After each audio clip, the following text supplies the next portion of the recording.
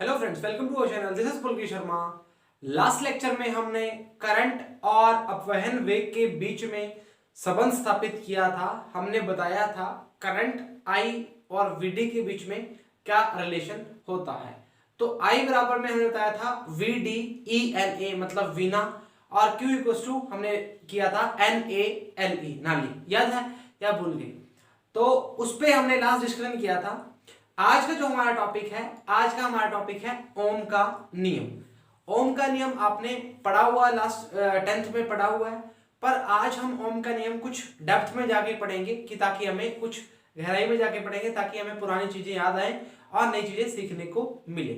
तो जिन बच्चों ने चैनल को सब्सक्राइब नहीं किया, चैनल को सब्सक्राइब करें, लाइक करें और अपना अपना फीडबैक दें। जो बच्चे चैनल पर पुराने हैं वो चैनल को शेयर करें, लेक्चर्स को प्रॉपर देखा करें, लेक्चर को स्किप मत किया करें, मिस मत किया करें। हर लाइन में कुछ ना कुछ वर्ड्स ऐसे होते हैं जो आपके लिए वर्क करें। ठीक है, तो स्टार्ट करते हैं हमारा आज का जो लेक्चर है। तो लेक्चर क्या है? पहला टॉपिक है हमारा, उसमें ओम का नियम। ओम का नियम, इसको बोलते हैं, इंग्लिश में बोलेंगे ओम्स लो। तो कई बच्चे बोलेंगे कि सर हमने पढ़ा हुआ है, हम नहीं पढ़ेंगे। तो अभी आप जो पढ़ोगे उसमें बहुत फर्क है, 10th वाला और आज वाले में बहुत डिफरेंस है। ठीक है, तो आज चेक करते हैं। हमने पढ़ा हुआ है किसी भी चालक के अंदर, किसी भी चालक के अंदर सबसे पहले ओम जो थे, साइमन ओम थे, वो साइंटिस्ट थे। उन्होंने अपने नाम पर एक रूल बनाया। उस रूल में क्या था? उन्होंने बोला था कि ताप और किसी भी चालक की भौतिक अवस्थाएं हैं जो, उसको अपरिवर्तित करते हुए, मतलब किसी भी चालक की भौतिक अवस्थाओं को अपरिवर्तित करते हुए जब किसी चालक पर विभवांतर लगाया जाता है, जब किसी चालक पर विभवांतर लगाया जाता है तो उस विभवांतर का मान चालक की धारा के नेतांक के बराबर होता है या स्थिरांक के बराबर होता है या उसके समानुपाती होता है, ऐसा बोल सकते हैं। तो हम लिखेंगे इसकी डेफिनेशन। ओम का नियम क्या बोल रहा है? ओम का नियम बोल रहा है जब किसी चालक की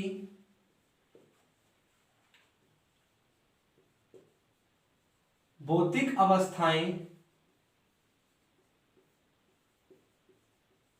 अपरिवर्तित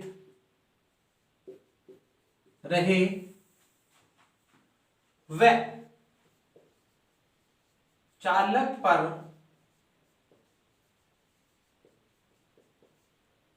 विभवांतर पोटेंशियल मतलब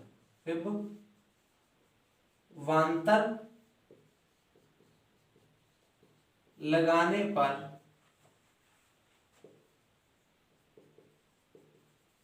चालक में उत्पन्न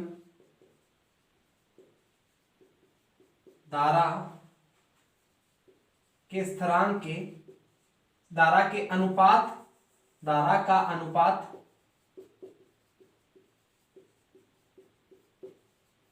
स्थिरांक के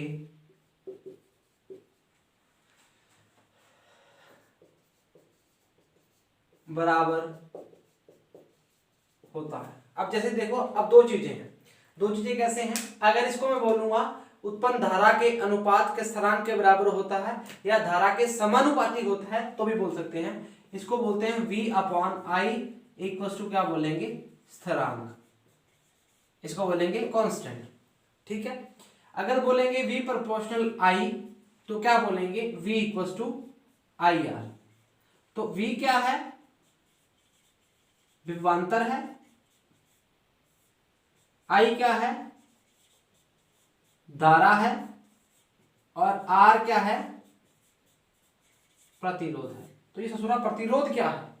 प्रतिरोध क्या है ये हमारा मेन मकसद है, प्रतिरोध के बारे में जानना। तो V equal to I R क्या हो गया? हमारा ओम का नियम हो गया। तो अगर प्रतिरोध की बात करेंगे, R बराबर में करेंगे तो क्या आएगा? V अपॉन आई। V अपॉन आई। V विभवांतर का मात्रक क्या होता है? वोल्ट। और धारा का क्या होता है? एम्पियर। तो वोल्ट पर एम्पियर क्या कहलाएंगे? इसको बोलेंगे हम हरि ओम। क्या बोलेंगे? ओम। और इसका जो साइन होता है उसको बोलते हैं हम ये वाला। ये क्या होता है, मैंने से सही नहीं बनाई, ये ऐसे बनता है, ये क्या होता है ओ, मतलब ओ को हम बोल सकते हैं, ओ की जो बीच वाली डंडी काटी है हमने वो पैर फैला दिए, तो इसका साइन क्या हो गया, मतलब मात्रक क्या है इसका, ऐसा ही मात्रक ओम है, ऐसा ही मात्रक क्या है इसका ओम है, और इसका जो सिंबल है वो क्या है, ये वाला है। ठीक है, ये हमने इसको सिंप्लीफाई फॉर्म में लिख लिया, वोल्ट अपॉन एम्पियर और ओम भी लिख सकते हैं जी। ठीक है, अभी हम वापस चर्चा करेंगे, अभी बात करते हैं, देखो क्या होता है, जैसे हमने बोला अगर इसका ग्राफ बनाना चाहिए, ग्राफ कैसे आएगा, वो कैसे आएगा, वो ये आएगा, V और I के बीच में जो ग्राफ है वो ये बनेगा।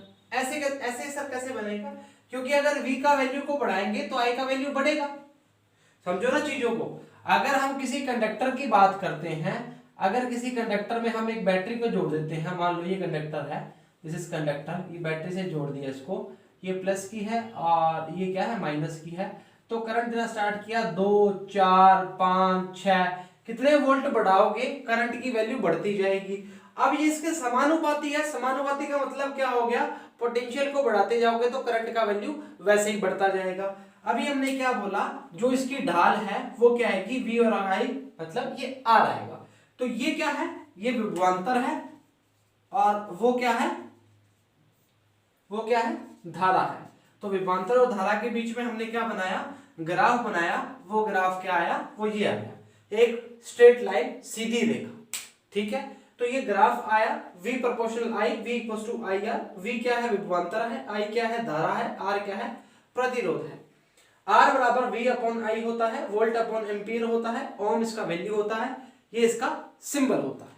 क्लियर है बात, कुछ दिक्कत वाली बात नहीं है। अभी हमें जानना है कि प्रतिरोध क्या होता है, अभी हमें जानना है कि प्रतिरोध क्या होता है। ठीक है, प्रतिरोध के बारे में बताएंगे, उससे पहले दो ग्राफ समझाएंगे। ठीक है, उसको समझाते हैं। क्लियर है, इरेज कर दे आज। अभी देखो,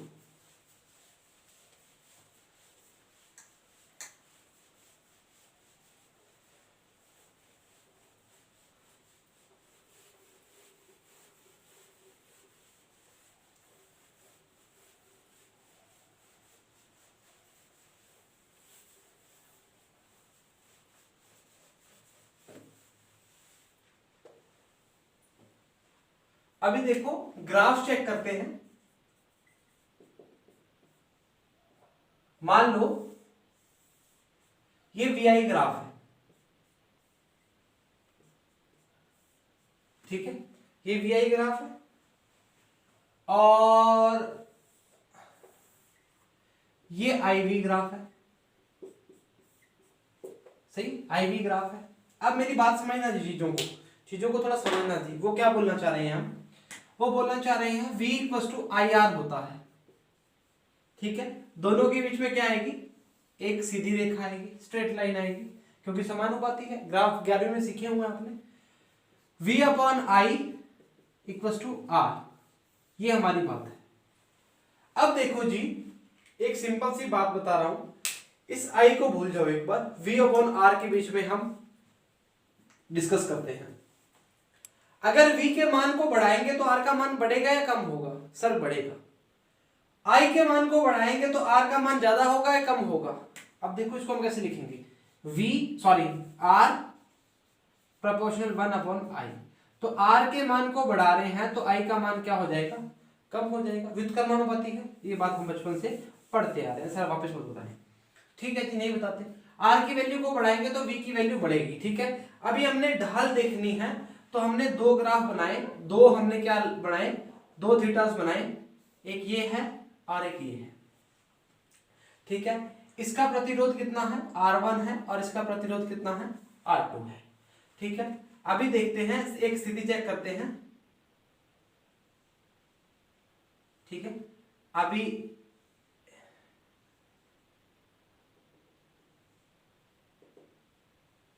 ठीक है,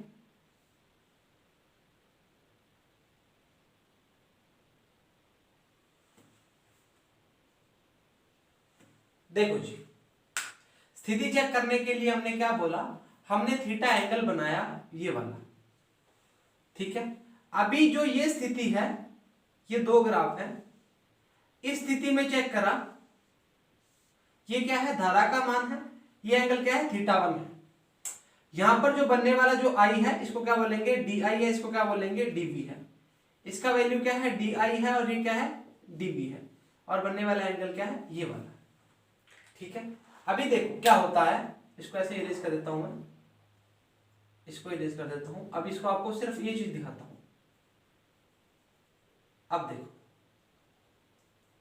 अब देखो जी, ये जो डीवी है वो बड़ा है इससे। अगर v की वैल्यू को बढ़ाएंगे तो r की वैल्यू क्या होगी, बढ़ेगी। तो हम क्या बोलेंगे, यहां पर जो R2 है वो ग्रेटर देन क्या है, R1 के है। R2 ग्रेटर देन क्या है, R1 के है। वही हमने लिमिट ली, वही वैल्यू ली, वो वैल्यू बढ़ी है। अब देखो हमने क्या किया, इसको इंटरचेंज कर दिया, इसको विस्थापित कर दिया, क्या कर दिया, इंटरचेंज कर दिया। अब जो दूसरी स्थिति आएगी, मान लो हम दूसरी स्थिति क्या लेते हैं, अगर हम दूसरी स्थिति लेते हैं, आपको सीधा बता देता हूं, इसको हम R1 लेंगे और इसको R2 लेंगे। अब यहां पर जो एंगल बनेगा,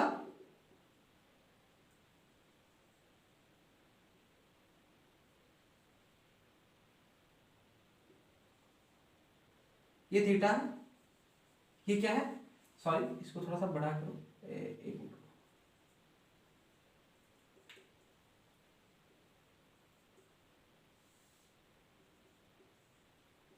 ये क्या बनेगा, डी आई, और ये क्या बनेगा, डी आई।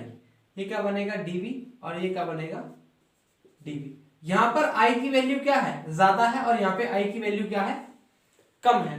तो अगर आई की वैल्यू जहां ज्यादा है वहां आर क्या हो जाएगा, कम हो जाएगा। आई की वैल्यू यहां ज्यादा है तो आई की वैल्यू यहां कम है, यहां आर की वैल्यू क्या होगी, बढ़ गई, और यहां आर की वैल्यू क्या होगी, कम, सॉरी यहां पर ज्यादा है तो कम हो गई, यहां क्या हो जाएगी, ज्यादा हो जाएगी। तो इस कंडीशन में क्या आएगा, R1 ग्रेटर देन R2, और किसी को छेड़ने की जरूरत ही नहीं, ये डीवी की बात हम छोड़ेंगे। अगर हम बात कर रहे हैं, ये आई है, इस आई की वैल्यू हम कम कर देंगे तो आर की वैल्यू क्या हो जाएगी, बढ़ जाएगी। नॉर्मल सी बात है, इसको घटाएंगे तो ये वैल्यू क्या आएगी, बढ़ेगी। और अभी इसमें देखा, इसको हमने क्या कर दिया, इंटरचेंज कर दिया। तो एक बात ध्यान रखना जी, कभी भी ग्राफ आपसे पूछ ले, आप अगर रट के गए होगे कि यहाँ अच्छा थीटा यहाँ नीचे हो तो R1 बड़ा होगा, और सॉरी R2 बड़ा होगा, और ऊपर हो तो R1 बड़ा होगा। तो ध्यान रखना कि I और V के बीच में जो ग्राफ है, और V और I के बीच में ग्राफ है, ग्राफ किस में दिया हुआ है, I और V के बीच में दिया है या V और I के बीच में दिया है, ये बड़ा फर्क पड़ेगा जी, थोड़ा ध्यान रखना इस चीज का। ठीक है, समझ आ गई बात। अगर I की वैल्यू, V की वैल्यू बढ़ेगी तो R की वैल्यू बढ़ेगी, V की वैल्यू ज्यादा थी तो R2 की वैल्यू ज्यादा थी। यहाँ पर I की वैल्यू ज्यादा है, I की वैल्यू ज्यादा है तो R की वैल्यू कम होगी, I की वैल्यू ज्यादा है तो R की वैल्यू कम होगी। तो इसमें I की वैल्यू कम है तो R की वैल्यू ज्यादा होगी, तो हमने क्या लिखा, उसका पार्ट लिख लिया। ठीक बात। अच्छा,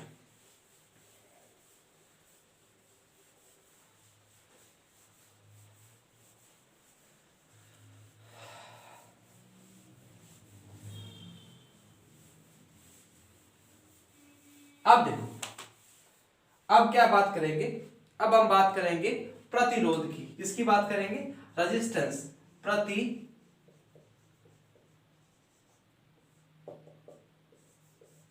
प्रतिरोध क्या होता है, इसको बोलते हैं हम REISTANCE, रेजिस्टेंस। रेजिस्टेंस क्या होता है, प्रतिरोध क्या होता है, आराम से बताएंगे। कभी भी चालक की बात करते हैं, चालक के अंदर क्या होते हैं, मुक्त इलेक्ट्रॉन होते हैं। तो मुक्त इलेक्ट्रॉन के कारण क्या होते हैं, जब भी हम उसमें विभवांतर लगाते हैं तो वो इधर उधर भागना स्टार्ट करते हैं। भागना स्टार्ट जैसे ही करते हैं तो वो एक दिशा में, मतलब जैसे इलेक्ट्रिक फील्ड इस साइड है, विद्युत क्षेत्र इस साइड है, तो इस साइड भागेंगे, तो इनकी डायरेक्शन क्या है, उसके ऑपोजिट हो जाती है, मतलब विपरीत दिशा में भागते हैं। जब विपरीत दिशा में भागते हैं तो आपस में क्या करते हैं, टकराते हैं।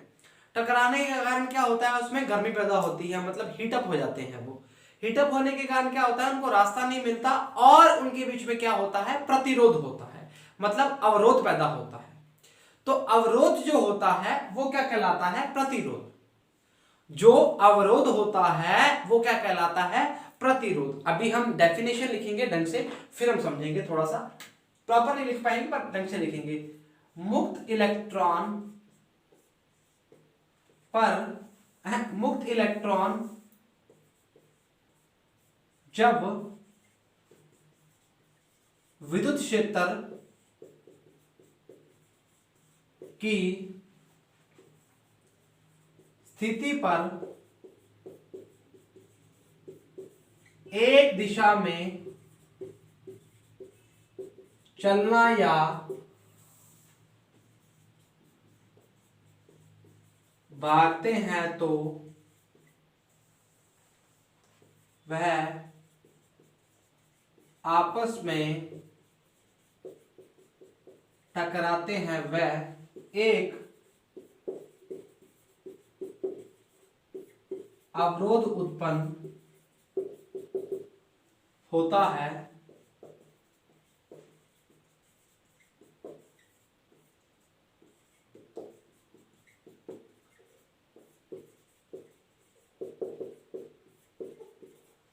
यह अवरोध प्रतिरोध कहलाता है।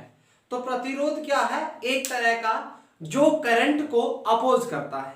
आप समझो जी, आपको समझ तो आई क्या होगा, V equal to I R होता है। तो आई आर बराबर में क्या था, V अपॉन आई। मैंने क्या बोला था, आई को बढ़ाओगे तो आर क्या हो जाएगा, कम हो जाएगा। तो एक चीज बढ़ रही है और एक चीज कम हो रही है। इसका मतलब क्या है, इसका मतलब ये है अगर हम आई की वैल्यू को बढ़ाएंगे तो आर की वैल्यू क्या होगी, कम होगी। तो हम क्या बोल रहे हैं, जो रेजिस्टेंस होता है, जो प्रतिरोध होता है, वो एक तरह का क्या करता है, ऑपोजिट काम करता है। किसके? करंट के। तो आपको ध्यान रखना है, करंट के जो ऑपोजिट काम करता है, जो धारा के विपरीत जो काम करता है, वो क्या कहलाता है, प्रतिरोध। अब ये मत बोल देना कि धारा बहुत ज्यादा बढ़ रही है तो प्रतिरोध बहुत ज्यादा होना स्टार्ट हो जाएगा। मतलब ऐसी स्थिति नहीं हो सकती कि प्रतिरोध का मान ज्यादा हो जाए, बहुत रोक दे मतलब करंट को, ऐसा नहीं होगा। एक स्थिति है, जैसे हम बोलते हैं फ्रिक्शन की बात कर सकते हैं अगर हम सोचना चाहें तो उसी तरह से हम क्या बोलेंगे, प्रतिरोध की बात करते हैं। करंट बढ़ाते जाएंगे तो प्रतिरोध का मान बढ़ता जाएगा, ऐसा बोल सकते हैं।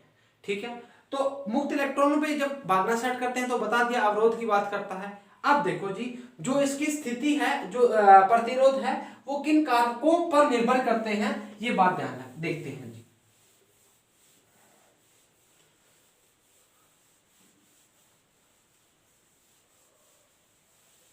अच्छा, अब लिखेंगे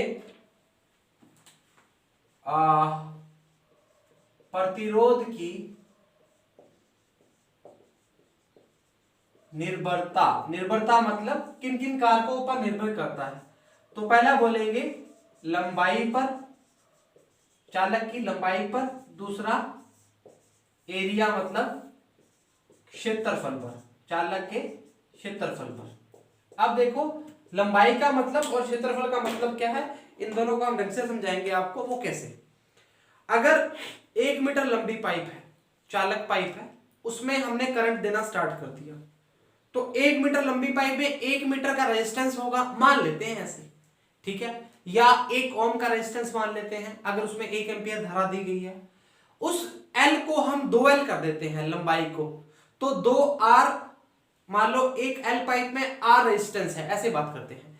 अगर L पाइप पे R रेजिस्टेंस है तो L की 2L कर देंगे तो 2R हो जाएगा, L की 3L कर देंगे तो 3R हो जाएगा। तो हम क्या बोल रहे हैं, जो प्रतिरोध की लंबाई है उसको हम बढ़ाते जाएंगे तो प्रतिरोध का मान क्या हो जाएगा, बढ़ता जाएगा। ये तो बात स्थिति हो जाएगी। अगर हम उसके एरिया की बात करते हैं, अगर एरिया को हम बढ़ाते हैं तो प्रतिरोध का मान क्या होता है, कम होता है। एग्जाम्पल सोचो, खुद के दिमाग में सोचो कि अगर हम एक तो हमारी गली वाली सड़क है, हमारे घर के बाहर वाली सड़क है, और एक हमारा हाईवे है। जब हम गांव में जाते हैं, किसी हाईवे पे जाते हैं, तो हम क्या करते हैं, हम बड़ी सड़क पर चढ़ते हैं तो हमारी जो स्पीड है वो क्या हो जाती है, बढ़ जाती है। हमारी जो स्पीड 30 से है वो कितनी हो जाती है, 110 पे हो जाती है। तो हम क्या बोलते हैं कि हमारी स्पीड बढ़ गई, क्योंकि हमें सड़क खुली मिल गई। तो जब एरिया को बढ़ाते हैं, मतलब लंबाई टू चौड़ाई बढ़ती है, तो क्या होता है कि प्रतिरोध में जो मुक्त इलेक्ट्रॉन होते हैं उनको भागने का रास्ता मिल जाता है। तो रास्ता मिलता है तो वो क्या होता है, वो भागते हैं, और भागने से क्या होता है, प्रतिरोध क्या होता है, कम हो जाता है। तो समीकरण 1 बन गई और समीकरण बन गई 2। दोनों की बात करेंगे तो हम क्या बोलेंगे, समीकरण 1 व समीकरण 2 से R समानुपाती L अपॉन A, तो R बराबर में रो L अपॉन A। अब ये रो क्या है सर, ये जो रो है इसको बोलते हैं प्रतिरोधकता। क्या होते हैं? प्रतिरोधकता या विशिष्ट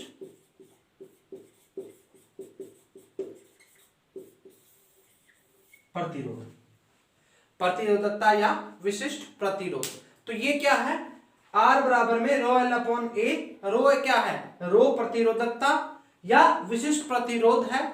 और प्रतिरोधकता क्या होती है, इसी में छोटी सी बात करते हैं। प्रतिरोधकता क्या होती है? प्रतिरोधकता क्या होती है? अगर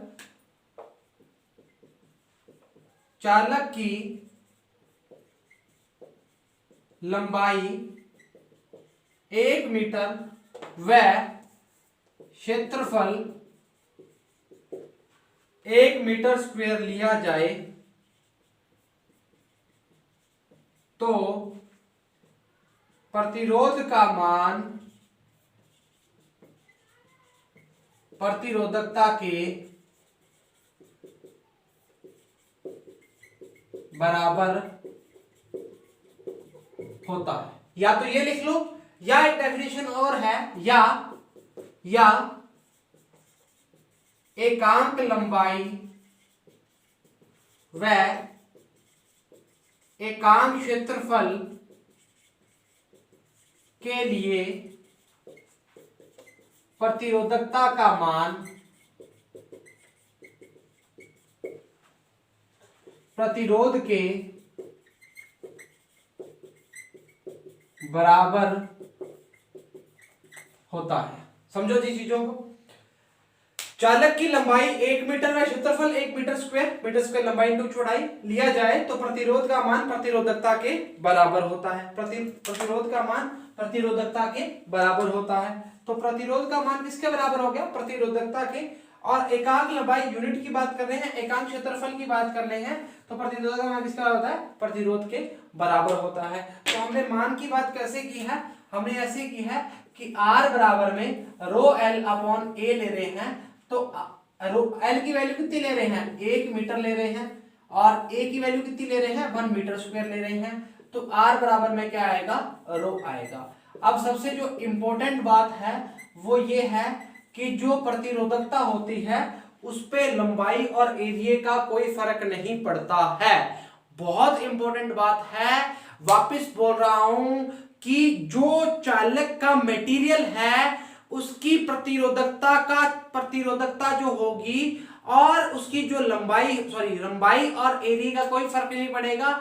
चालक का मटेरियल क्या है उसके कारण उसकी प्रतिरोधकता पे फर्क पड़ेगा। मटेरियल क्या है वो चेंज हो रहा है, वो क्या है उसकी प्रतिरोधकता को बताता है। बट अगर लंबाई और एरिया की बात करें, अगर हम बोले कि किसी भी चालक की लंबाई को इतना कर दिया तो उसकी प्रतिरोधकता पर क्या प्रभाव पड़ेगा? तो कोई प्रभाव नहीं पड़ेगा। एरिया को कम ज्यादा कर दिया तो हम क्या बोलेंगे? कोई प्रभाव नहीं पड़ेगा। ये बात मैं आपको लिखवाना चाह रहा हूं। इरेज कर दूं, इरेज कर रहे हैं जी, वापिस बोल रहे हैं, इरेज कर रहे हैं जी।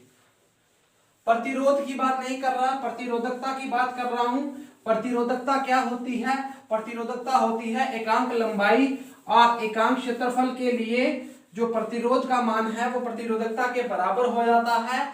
और प्रतिरोधकता लंबाई और एरिया पे निर्भर नहीं करती। नोट डाल के, स्टार डाल के लिख दो, प्रतिरोधकता का